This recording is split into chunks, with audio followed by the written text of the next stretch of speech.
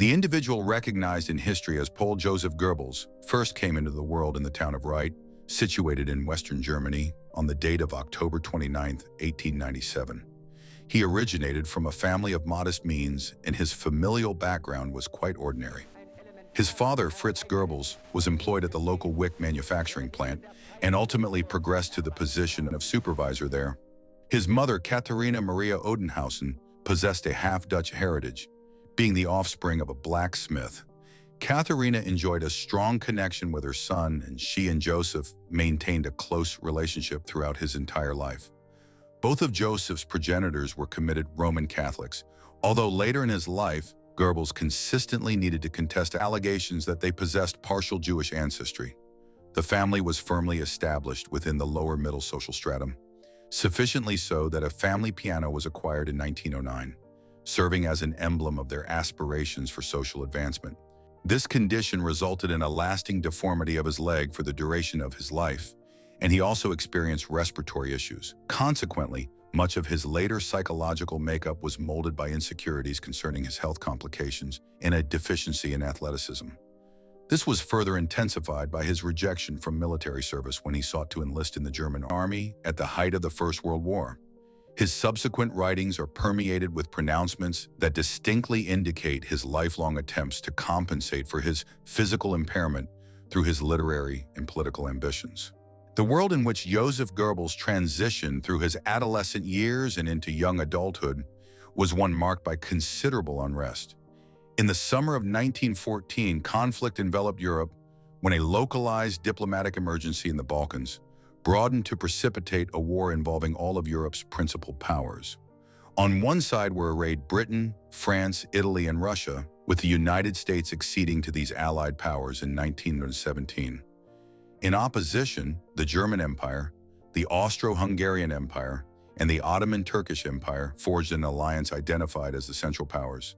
As an inhabitant of Western Germany, Goebbels would have spent his early years witnessing German soldiers transiting via trains en route to the Western Front in northeastern France, the principal arena of combat.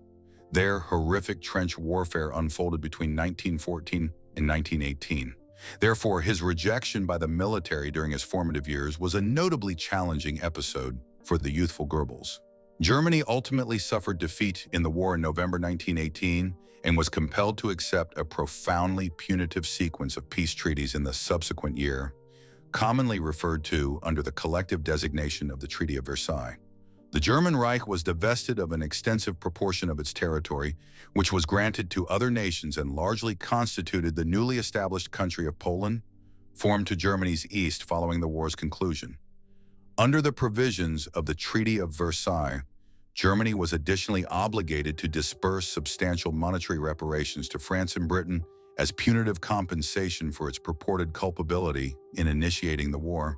Furthermore, Germany was compelled to diminish its army to a minute contingent of personnel and was forbidden from remilitarizing the Rhineland region in Western Germany.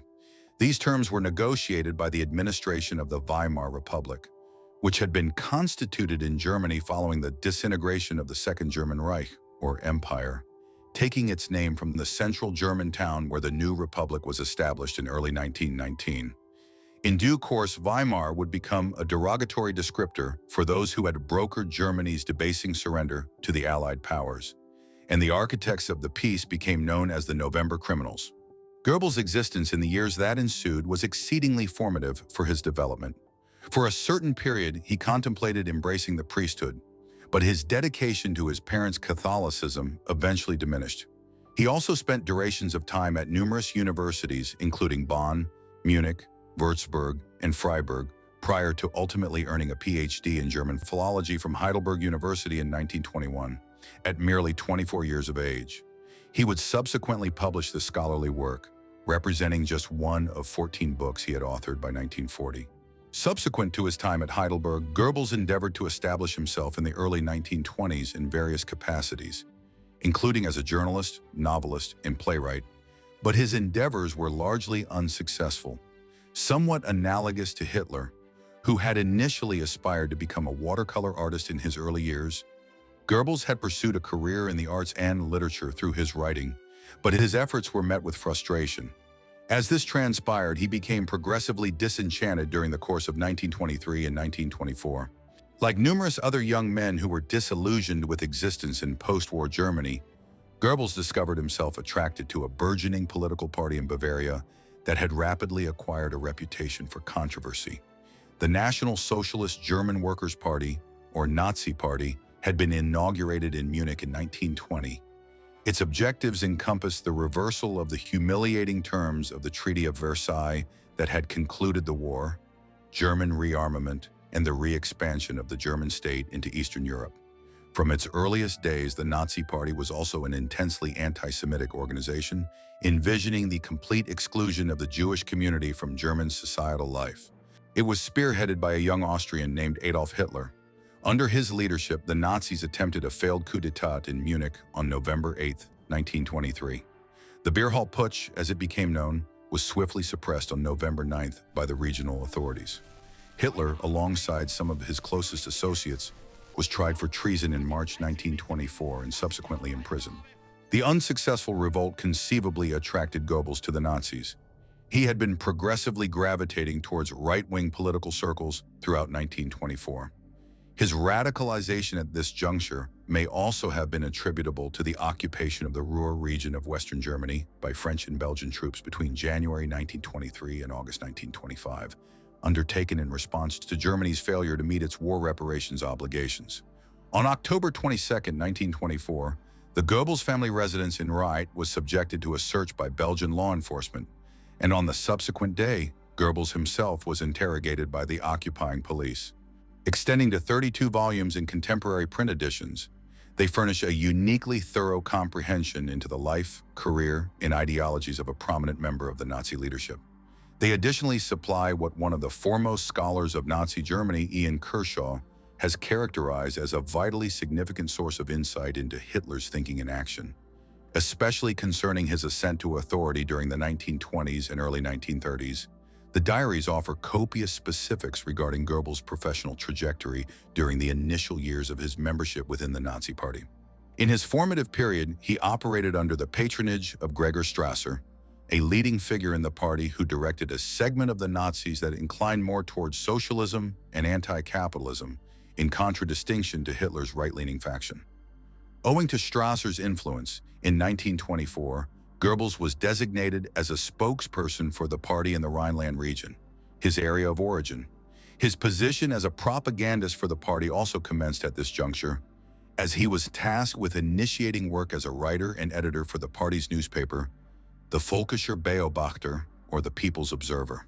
During these years of the mid-1920s, Goebbels discovered himself progressively enmeshed in an internal conflict within the Nazi movement pertaining to the ideological future of the party. This was propelled by a schism between Hitler, who favored a rigorous anti-Semitic nationalist methodology with only a constrained emphasis on socialism, and Strasser. It has been postulated that Goebbels possessed extreme narcissism and necessitated a figurehead or leader to garner affirmation and validation.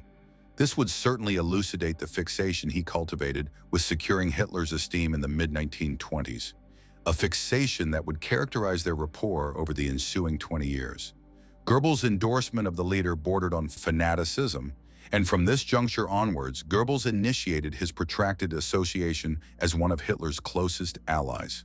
In recognition of his burgeoning prominence within the party, Goebbels was appointed as Gauleiter, or regional commander, of Berlin within the Nazi Party in August 1926, a role he would maintain until his ultimate demise in 1945. In Berlin, in an endeavor to advance the party within the capital, Goebbels formulated numerous propaganda strategies that became distinctive features of the Nazis in the years ahead. These strategies incorporated the utilization of expansive posters employing vibrant red and black ink, frequently emblazoned with the swastika. Goebbels also inaugurated a party newspaper in the capital entitled Der Angriff, or The Attack. Combining his propaganda methodology with violence and intimidation, Goebbels additionally directed the Nazis' uniformed paramilitary organization, the SA, to engage in assaults and acts of violence within beer halls across Berlin in the months succeeding his appointment. As a consequence of all this activity, Goebbels secured election to parliament in the Reichstag elections conducted on May 20, 1928. His election was particularly unexpected as the Nazis generally performed poorly in these elections, notably in urban centers, and their power base was largely circumscribed to the Munich region of Bavaria and certain segments of the countryside by 1928. The perspective of the newly elected Reichstag deputy concerning parliamentary democracy was stark, having articulated, "We are entering the Reichstag in order that we may arm ourselves with the weapons of democracy from its arsenal. We shall become Reichstag deputies in order that the Weimar ideology should itself help us to destroy it." Goebbels' pronouncements that the Nazis could subvert the German Republic from within Parliament itself may have appeared fanciful, considering the party's electoral performance in 1928. However, this situation began to evolve in 1929. Following years of rapid economic expansion throughout the 1920s, the United States stock market commenced overheating and subsequently collapsed in the autumn of 1929. Initiating in September, share valuations began to plummet, culminating on October 25th with the most substantial single-day divestment of shares in U.S. history. What became recognized as Black Friday represented the apex of the Wall Street crash, and it inaugurated the Great Depression, which would witness economies globally impacted in the years ahead. Still burdened by its war debt and other political and economic challenges, Germany was particularly susceptible to the predicaments engendered by the Wall Street crash and the Great Depression. In the ensuing years, as the German economy contracted and millions of Germans forfeited either their employment or their savings, the Nazi Party, with its rhetoric of resentment and xenophobia, would experience a surge in popularity. This equated to 107 seats in the 577-seat Reichstag. Only the centrist Social Democratic Party secured more seats, obtaining 143. The Social Democratic Party was, therefore, positioned to lead the government. Significantly, the Communist Party of Germany finished third in the election, securing 77 seats. As such, extremist parties amassed a substantial proportion of the vote in this election, as the ramifications of the Great Depression profoundly impacted Germany. The ascent of the communists also permitted the Nazis to depict themselves in the years ahead as a bulwark against a potential communist takeover of Germany. As one of the Nazis' principal propagandists, Goebbels was central to initiatives to exploit anxieties concerning a communist surge in the ensuing years. Between 1930 and the subsequent Reichstag elections, the Berlin Gauleiter was pioneering novel methodologies for disseminating the Nazi message. He commenced experimentation with the emerging medium of silent films, a medium that would assume a pivotal function in propagating Nazi ideology and wartime propaganda throughout the 1930s and 1940s. Radio was also effectively utilized by Goebbels. When Hitler unsuccessfully contested for the office of German president in 1932, Goebbels oversaw the broadcasting of regular radio communications, detailing the Führer's near-daily aerial journeys across Germany to torchlit parades. There he galvanized escalating support amongst Protestants, middle-class business proprietors, and women, demographic segments in German society who progressively favored the Nazis as the German banking infrastructure neared collapse in 1931 and endeavors by the centrist administration in Berlin to negotiate German debt alleviation with Britain and France proved futile. Although Hitler was defeated by Paul von Hindenburg, a German luminary of the First World War, in the 1932 presidential election, the Nazi leader, buoyed by Goebbels' propaganda and election strategizing, had nonetheless performed remarkably well, finishing a close second to von Hindenburg. It was inevitable that this nascent backing for the party would convert into amplified electoral triumphs when a subsequent Reichstag election transpired. Fresh elections were imminent by 1932. In their endeavors to assure that both the Nazis and the communists remained excluded from governance, a coalition of centrist parties had been operating minority administrations for months. When the inaugural election since 1930 was conducted, on July 31, 1932, the Nazis ascended to become the largest party in Germany for the first occasion.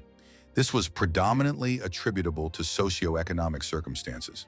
The unemployment rate in Germany had approximated 30% by 1932.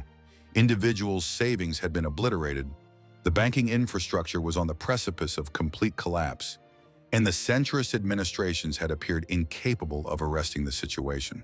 Despite successfully negotiating the cancellation of the majority of Germany's war reparations debt, by skillfully manipulating prevalent resentment and indignation concerning the prevailing economic conditions, the Nazi Party secured 230 seats in the July 1932 Reichstag elections.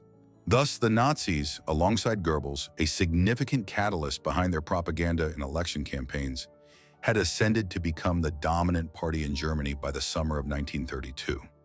Nearly 2 out of every 5 voters had endorsed Hitler and his party. However, they lacked a majority in parliament, and negotiations with some of the more centrist parties to establish a coalition dissolved in the autumn of 1932. Consequently, Germans were compelled to return to the polls in November 1932 for the second occasion that year.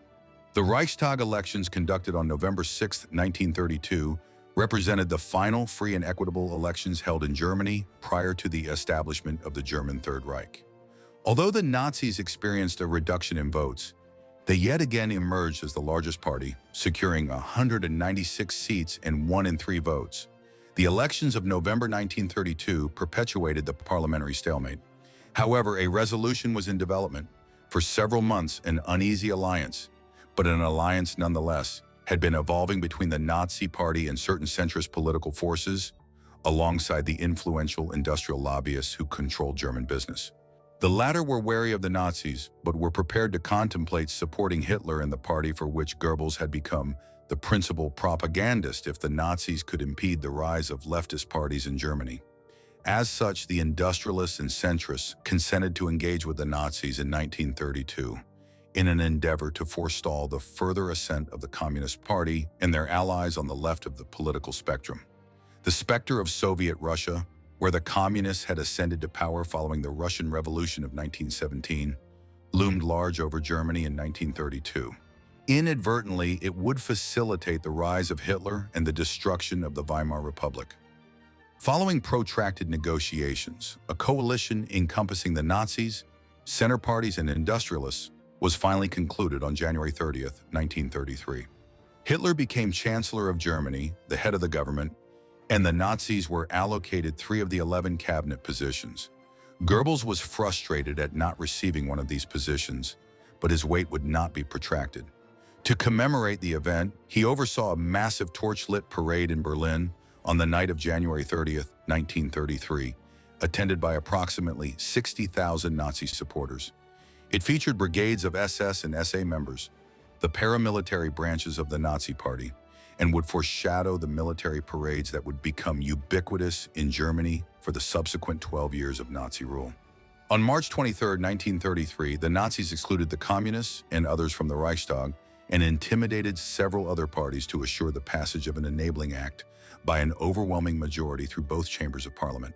This enabling act stipulated that the German Chancellor and his government could effectively suspend the Constitution and govern by decree for a period of 4 years. Its passage through the Reichstag effectively signaled the demise of the Weimar Republic and the establishment of single-party Nazi rule in Germany. Goebbels did not have to tarry until the enactment of the Enabling Act to acquire the ministerial position he had long sought. On March 14, 1933, Hitler appointed Goebbels as head of the newly established Reich Ministry for Public Enlightenment and Propaganda. Over the ensuing 12 years and for the duration of the German Third Reich, Goebbels would enforce Nazi ideology throughout Germany and Europe via his ministry. Goebbels' ideologies concerning propaganda and its applications were perhaps most effectively articulated in a discourse titled The Art of Propaganda, which he delivered before the political education seminar of the Nazi Party in Berlin on January 9, 1928. Here he stated, "Propaganda demonstrates its efficacy if, over a specific period, it can persuade and galvanize individuals for an idea. If it fails in this endeavor, it constitutes inadequate propaganda. If propaganda successfully persuades the populace it intended to persuade, it was presumably effective, and conversely, if not, it was presumably ineffective. No individual can assert that your propaganda is excessively crude, base, or brutal, or that it lacks decorum, for those are not the pertinent criteria. Its objective is not to be decorous or gentle or feeble or modest. It is to attain success." Thus, Goebbels' perspective was unequivocal. The objective invariably justified the methods when state propaganda was concerned.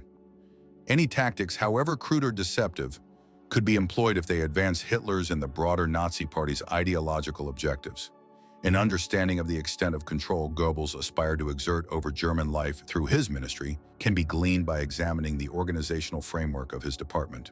It was segmented into numerous divisions, each variously tasked with broadcasting, the national and foreign press, films, censorship, the arts, music and theater, mass rallies, race issues, indoctrination of German youth, and counteroffensives against anything deemed to be foreign or domestic propaganda directed against the Nazi state. Over the ensuing 12 years operating from his headquarters situated across from Hitler's own offices in the Reich Chancellery, Goebbels would mold the ideology of the Nazi Party in the Third Reich. Goebbels' significance in this regard was such that the controversial historian of Nazi Germany, David Irving, has characterized him as the mastermind of the Third Reich in his extensive biography of Goebbels. No individual contributed more to shaping German perceptions of the Nazis and their governance of Germany. Goebbels' propaganda techniques were immensely diverse. One of his initial major actions was the extensive repression of German art and culture. Writers and artists deemed anti-German in their conduct were silenced, and their works were destroyed or suppressed. Goebbels was also central to a series of mass book burnings that swept across Germany shortly after the Nazis' ascent to power, the foremost occurrence being on May 10, 1933. On that evening, German students in Berlin oversaw the incineration of over 25,000 books deemed un-German. These included works by Karl Marx, Erich Maria Remarque, Albert Einstein, and Sigmund Freud. Goebbels was central to the events in Berlin on May 10th and delivered a speech before thousands of attendees, wherein he exhorted the crowd to reject the moral corruption instilled by such books. He permeated his oration with the anti-Semitism that was the hallmark of the Nazi Party, stating at the event in Berlin, "The era of Jewish intellectualism is at an end." These events demonstrated the extent to which Goebbels had deviated from his earlier life. The PhD student and aspiring writer of 1921 had become the overseer of mass book burnings and cultural destruction. Unsurprisingly, in the years ahead, numerous prominent authors, such as Thomas Mann, began to depart Germany. Goebbels continued in these years to mold German culture to align with Nazi ideological objectives, utilizing the Reich Chamber of Culture, established in September 1933. The arts were subordinated to the Nazi cause. For instance, new films produced in Germany henceforth frequently incorporated a Nazi message, sometimes subtle, but one that consistently served the Nazi agenda. Much of this aimed to depict Hitler as the savior of Europe against the threat of Bolshevism and communism seizing power in Germany and elsewhere on the continent. Goebbels' dominion over the German film industry became absolute in March 1937, when the German film industry was nationalized and came virtually entirely under his ministry's control. Around this time, he articulated his views on how cinema could be employed as an art which expresses an attitude through its National Socialist character and by taking up National Socialist problems, but should execute this in a manner that did not appear deliberate and remains in the background. Under his guidance, the Ministry for Public Enlightenment and Propaganda distributed millions of radios to German citizens. This mass medium was Goebbels' preferred instrument for the indoctrination of the German populace. In the inaugural year of full Nazi rule alone, over 50 of Hitler's speeches were broadcast via radio. The nascent medium of film was also exploited in this manner. Loudspeakers were erected in public spaces throughout Germany so that state messages could be instilled in people in public settings. Goebbels was also central to the organization of the massive Nazi Party rallies that were conducted throughout Germany in the ensuing years. The most infamous instance was the 1934 Nazi Party Congress rallies at Nuremberg, the events of which were immortalized in the propaganda film of the same name, directed by Leni Riefenstahl, The Triumph of the Will. This film garnered numerous film awards across Europe in the 1930s and has been recognized as one of the most potent pieces of political propaganda ever produced. The cumulative impact of this continuous reinforcement of the Nazi message was immense. In their ascent to power, the Nazis had never been able to secure the endorsement of more than approximately a third of the German population. In the last free Reichstag elections in November 1933, the party had garnered only one-third of the votes. However, by the late 1930s, largely owing to Goebbels' propaganda efforts, the Nazis had become more widely popular nationwide, and faith in Hitler's leadership was profound. Consequently, when a referendum was conducted on August 19, 1934, to officially appoint Hitler as Führer, or leader of Germany, consolidating the offices of Chancellor and President, it was approved by an overwhelming majority of 88% in favor, a result that was only partially fraudulent, indicating the growing popularity of the Nazis. In the months and years following their rise to power, there is little doubt that Goebbels' work as a propagandist was highly efficacious after the Nazis seized power in the 1930s. Concurrently, Goebbels' own political influence was expanding in the 1930s. He was generally disliked by his colleagues in government. Indeed, an article in Life magazine in 1938 observed that Goebbels likes nobody, is liked by nobody, and runs the most efficient Nazi department. Despite his reserved manner towards the majority of his peers, Joseph Goebbels occupied a position as one of Adolf Hitler's most trusted inner circle. Following the demise of President Paul von Hindenburg in August 1934, when Hitler resolved to merge the roles of German Chancellor and President, it fell to Goebbels to broadcast this declaration to the German populace via radio on August 2nd. Furthermore, Hitler cultivated a close bond with Goebbels' family.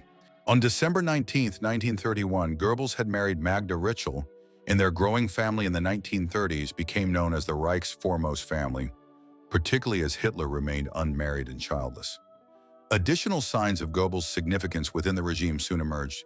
Notably, he was appointed as the president of the organizing committee for both the Summer and Winter Olympic Games held in Berlin in 1936, a prominent assignment that placed him at the forefront of a major international event in Germany. Goebbels also played a part in the escalating persecution of Germany's Jewish inhabitants in the years that followed the Nazi rise to power. His long-held anti-Jewish sentiments were a key factor in his initial attraction to the Nazi Party and to Hitler in the 1920s. However, paradoxically, Goebbels' anti-Semitism was not without its contradictions. During his student years, he maintained close relationships with several Jewish academics for a period, and he was romantically involved with Elsa Janka, a Jewish teacher, for a number of years in the early 1920s, even contemplating marriage with her. When a body of legislation known as the Nuremberg Laws was enacted on September 15, 1935, effectively stripping Jews of German citizenship and prohibiting marriages between Jews and Germans, Goebbels orchestrated the publication of propaganda pieces in outlets such as the newspaper Der Stürmer. These publications served to legitimize the prohibitions and assaults directed at Germany's Jewish population.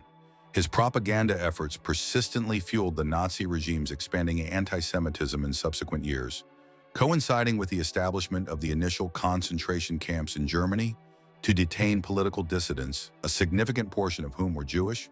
In early November 1938, Goebbels was pivotal in instigating the most severe anti-Semitic pogrom in Germany prior to the war's commencement. On November 7, 1938, a Jewish youth, Herschel Grinspan, shot Ernst vom Rath, a German diplomat, at the German embassy in Paris. Vom Rath succumbed to his injuries 2 days later, on November 9th. Later that evening, Goebbels delivered a speech at a commemorative gathering marking the 15th anniversary of the 1923 beer hall putsch. In this address, he explicitly conveyed that spontaneous acts of aggression and attacks targeting Jews and their property would be condoned by the government as a response to von Rath's death.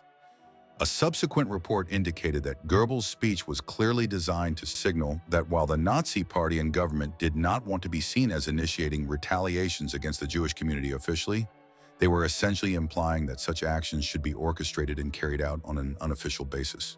What ensued was an eruption of violence on the night of November 9, 1938, an event known as Kristallnacht, or the Night of Broken Glass. This night witnessed Nazi paramilitary groups and mobs of German civilians assaulting Jewish businesses, residences, and synagogues across Germany. Approximately 100 Jewish individuals were murdered during these hours of violence. Over 200 synagogues were vandalized or demolished, and as many as 7,000 Jewish commercial establishments suffered broken windows or more extensive damage. It is estimated that potentially as many as 30,000 Jews were also apprehended on fabricated charges and incarcerated in the newly established concentration camps, which were rapidly increasing in number across Germany. The psychological repercussions were even more profound, leaving Jews in Germany acutely aware of their status as a population under constant threat. It is estimated that several hundred Jews took their own lives in the days and weeks following the pogrom, and numerous Jewish families began contemplating emigration from Germany. However, Kristallnacht served as a chilling premonition of even greater horrors to come. While Goebbels stood out as one of the most fervent advocates and actors in Germany's intensifying anti-Semitic policies, he displayed less enthusiasm regarding the Nazi state's trajectory towards war in the latter part of the 1930s. The Nazis had long been committed to re-establishing German military might, in defiance of the stringent limitations imposed on the size of the German army and air force by the terms of the Treaty of Versailles. Starting from 1933, Hitler and the Nazi leadership initiated the expansion of the German Air Force, the Luftwaffe, and the German Army, the Wehrmacht. On March 7, 1936, German forces were deployed into the Rhineland region of Western Germany, which had been designated as a demilitarized zone under the Versailles stipulations. Further acts of aggression followed in the years that ensued. On March 12, 1938, Germany annexed Austria, uniting the two German-speaking nations under Nazi rule. The Anschluss, as it became known, unambiguously signaled Germany's aggressive intentions in Europe, and the other European powers grew increasingly apprehensive. Ultimately, in early October 1938, Germany was granted the Sudetenland in exchange for a pledge that Hitler would otherwise respect Czechoslovakia's independence. This commitment was violated in early March 1939 when Germany invaded Czechoslovakia. In the days that followed, the country and neighboring Hungary were either annexed by Germany or transformed into satellite vassal states. Consequently, by the spring of 1939, the Nazis had established dominance over all of Central Europe, but Britain and France were now convinced that Hitler and Germany could not be appeased. As a result, when the Germans invaded Poland on September 1, 1939, Britain and France declared war on Germany 2 days later, on September 3, 1939, marking the beginning of the Second World War. In its initial phases, the war proved to be a resounding triumph for Germany. Poland was swiftly overrun and partitioned between Germany and Soviet Russia in the autumn of 1939, despite the ideological chasm between the fascist Nazis and the communist Russians, with whom a non-aggression pact had been established. The following April, Denmark and Norway were invaded and rapidly conquered. Then on the night of May 9, 1940, after months of military buildup in Western Germany, the Wehrmacht received orders to invade France through the Low Countries of the Netherlands, Belgium, and Luxembourg. Over the subsequent 5 weeks, France experienced a complete military breakdown. Paris was captured on June 14, 1940, effectively concluding the military campaign, and on June 25th, an armistice was signed as a precursor to establishing a puppet government in France. Germany had effectively subjugated Western Europe. Britain narrowly succeeded in withdrawing its army from mainland Europe back to Britain in time, executing a daring naval evacuation of over 300,000 troops from the port city of Dunkirk in northern France between May 26th and June 4th. Consequently, Britain was able to persist in the war, and Germany would have to embark on a prolonged endeavor to erode its resolve through bombing campaigns in 1940 and 1941. The Blitz, as this campaign became known, ultimately proved unsuccessful. Despite these early victories, Goebbels exhibited less enthusiasm for the prospects of war in 1939 compared to many other senior figures within the Nazi Party. At times, he displayed stark realism. For example, an entry in his diary from April 1940 noted, "We must secure victory within this year. Otherwise, the material superiority of the opposing side will become too overwhelming." A protracted war would also be challenging to sustain for psychological reasons. Nevertheless, he was central to the war effort. The Reich Ministry for Public Enlightenment and Propaganda was effectively tasked with shaping the state's communication regarding the war effort and disseminating information to German citizens about the unfolding events in 1939 and 1940. From the outset of the invasion of the Low Countries in France in May 1940, Goebbels authored and disseminated editorials that were broadcast nationally on German radio and frequently published in newspapers. For instance, between May 1940 and the spring of 1945, Goebbels published 218 editorials in the newspaper he had founded, Das Reich, or the Empire. This was a weekly publication ensuring that Goebbels' writings, which glorified the war effort and denounced Germany's adversaries, were almost always present in each edition of the paper. As the war progressed, Goebbels also increasingly utilized the medium of film to celebrate the German war effort, both domestically and internationally. Films depicting German armies advancing through Poland and France became commonplace in German life. However, these portrayals of German valor would require increasing manipulation from late 1941 onward, as the German army began to experience mounting setbacks. Consequently, Goebbels' role progressively shifted towards managing the expectations of the German populace. From the spring of 1942 onwards, what was needed was resolve in a conflict that would not conclude swiftly and which was increasingly likely to culminate in German defeat. Goebbels was also central to the increasingly brutal methods employed to persecute the Jews of Germany and occupied Europe. On January 30, 1939, Hitler delivered a speech in the Reichstag, which Goebbels had contributed to writing, wherein it was declared that if Europe were plunged into war, the Jewish people would be held accountable by the Nazi state, and the annihilation of the Jews of Europe would be undertaken. In the years that followed, this threat was translated into action. Following the conquest of Poland, a vast ghetto, largely inhabited by Poland's sizable Jewish population, was established in Warsaw in October 1939. The subsequent month, Polish Jews were legally mandated to wear armbands or yellow stars to identify themselves as Jews. This requirement would eventually be imposed in Germany by Goebbels' explicit directive in September 1941. On May 20, 1940, a concentration camp was established at Auschwitz in southern Poland, a location that would become the epicenter of the Holocaust that ensued in the years ahead. However, the most horrific episode in the Nazi regime's persecution of the Jewish people did not occur until 1942. On January 20, 1942, at a conference in Wannsee, a Berlin suburb, the Nazi Party effectively resolved to commence exterminating the Jews of Nazi-occupied Europe. The final solution, as it is known, resulted in the Holocaust, which claimed the lives of approximately 6 million Jews between 1942 and the war's end in 1945. There is no question regarding the significance of Goebbels' role in the persecution of Europe's Jews, the development of the final solution, and the Holocaust in general. In a radio address delivered on November 16, 1941, as a more extreme approach towards the Jews was being formulated within the Nazi hierarchy, Goebbels articulated his views unequivocally. In an extreme address, he asserted that the Jews were responsible for the war that now engulfed all of Europe and much of the wider world. The Jews, Goebbels affirmed, were receiving a punishment that is certainly severe, but more than deserved. Continuing, he declared, "The Jews must be removed from the German community, for they jeopardize our national unity.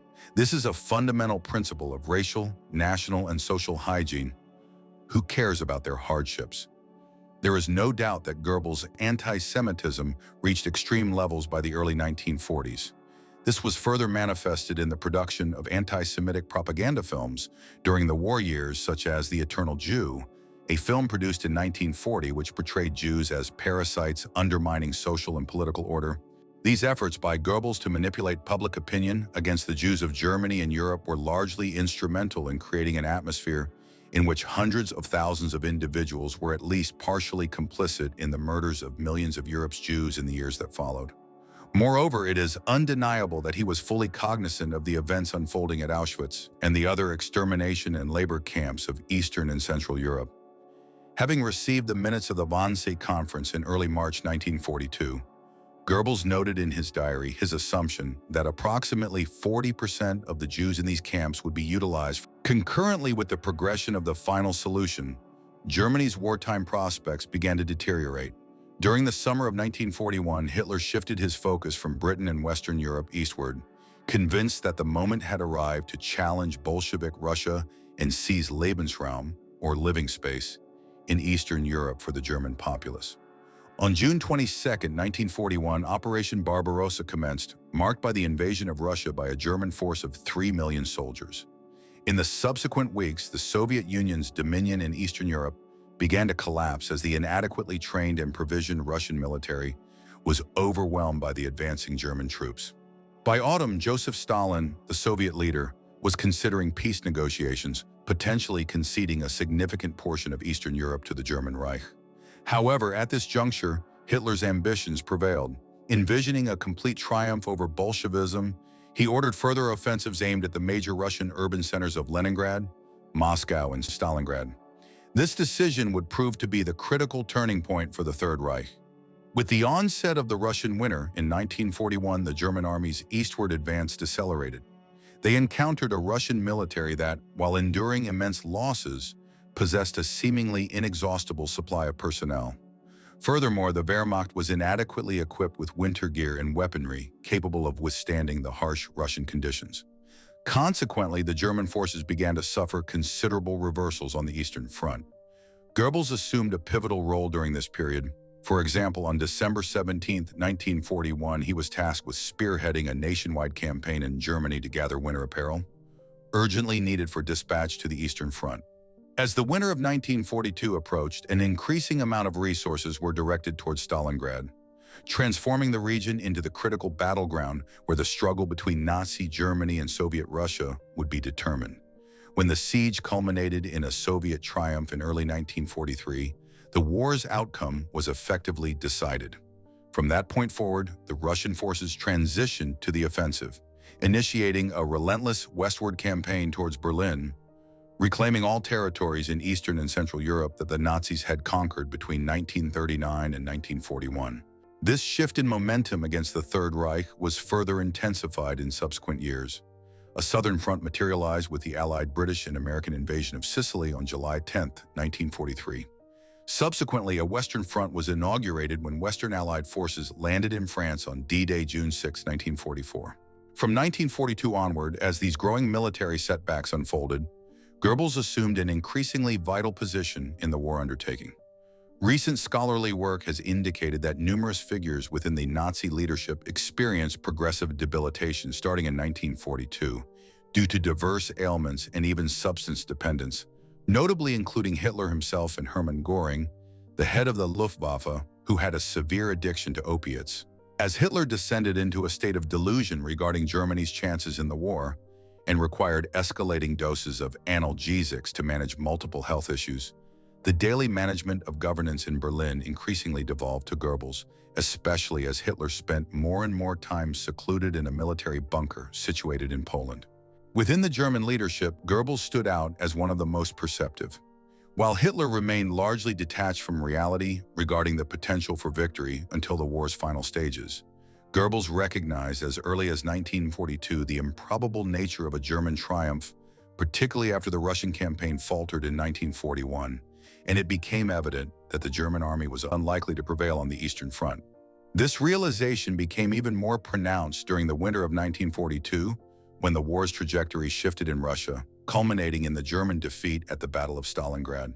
Consequently, starting in the spring of 1943, Goebbels began to advocate for what he described as total war, signifying the mobilization of all available state resources to their utmost capacity to prosecute the war.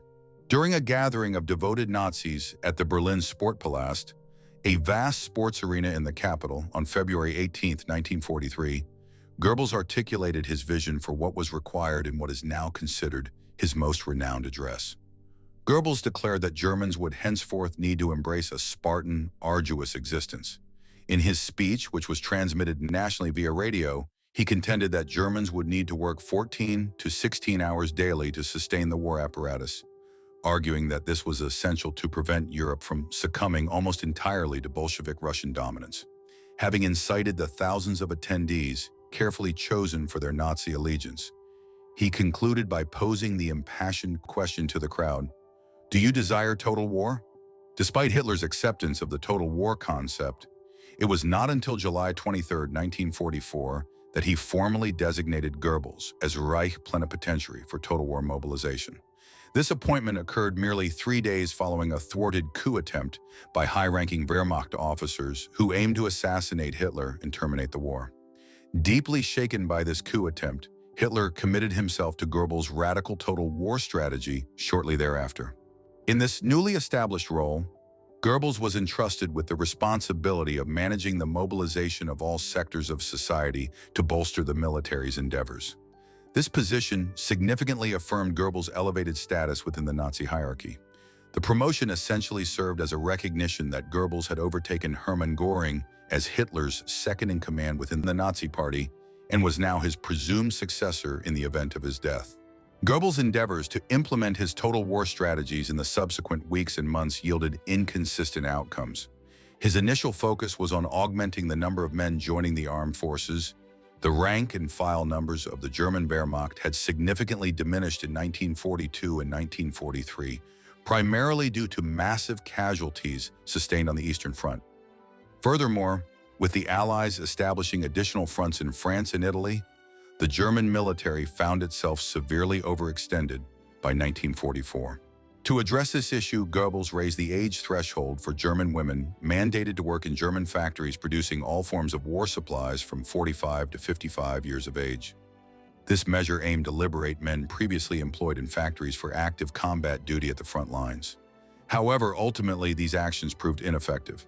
The German state simply lacked sufficient resources and available manpower by 1944. The additional men conscripted into the German. In the final analysis, total war accomplished very little beyond further impoverishing the German population and drafting elderly men and young boys into the German army during the war's last desperate phases in the winter of 1944 and spring of 1945. Yet Goebbels remained steadfast in his resolve. The last of his 218 wartime editorials in Das Reich urged resistance until the very last moment, even as Soviet armies converged on the heart of Berlin. In January 1945, Soviet forces breached eastern Germany, while American and British forces simultaneously progressed into the Rhineland in western Germany. Following intense combat in the Ardennes forest of Belgium and Luxembourg during December 1944 and January 1945, Germany's defeat was clearly imminent, just months away. Hitler and the Nazi leadership now clung to the hope that discord might arise between the English-speaking Allies and the Russians, potentially benefiting Germany. However, this scenario never materialized. By the spring of 1945, the sole remaining question was whether the Russian forces advancing from the east or the British and Americans from the west would capture Berlin. Notwithstanding these reverses, Goebbels' dedication to total war remained unyielding. It was most emphatically articulated in the war's final weeks in an article published in Das Reich magazine on April 22, 1945, titled "Resistance at Any Price." Here, Goebbels' fanaticism and readiness to countenance the total destruction of Germany in defense of the Reich's vestiges are starkly revealed.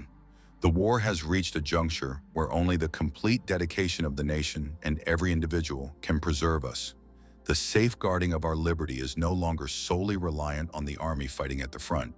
Every civilian, man, woman, boy, and girl fights with unparalleled fervor. No village and no city may yield to the adversary. It was perhaps the steadfast fanaticism and unwavering devotion to the Nazi ideology in the Third Reich's twilight days that motivated Hitler to designate his propaganda minister as his successor when the Führer resolved to take his own life on April 30, 1945. Few figures were as instrumental in molding the Third Reich as Joseph Goebbels, both in the period preceding the party's ascension to power and during his tenure as Reich Minister for Public Enlightenment and Propaganda. In the subsequent years, he dictated the manner in which the Nazi ideology was conveyed to German citizens and the global community. The visual representation we associate with the Nazi Party, characterized by grand parades adorned with colossal Nazi banners in red and black, is almost entirely attributable to Goebbels' meticulous choreography and design of these spectacles, shaping the public perception of the Nazis. From 1939 onwards, he was the definitive authority in determining the information disseminated to German citizens regarding the war effort and its mode of presentation. Furthermore, he championed an increasingly extreme and comprehensive war as plenipotentiary for total war. Additionally, he was a key figure in the development of the final solution and the Holocaust targeting Europe's Jewish population. A fervent follower of Hitler, Goebbels was arguably the most discerning member of the Nazi leadership concerning Germany's prospects for victory in the Second World War. Nevertheless, his fanatical loyalty to the Führer and the principles of National Socialism drove him to advocate for leading Europe to the precipice of absolute devastation. Given the close alignment of his ideology with Hitler's, it was perhaps not unexpected that the Führer designated him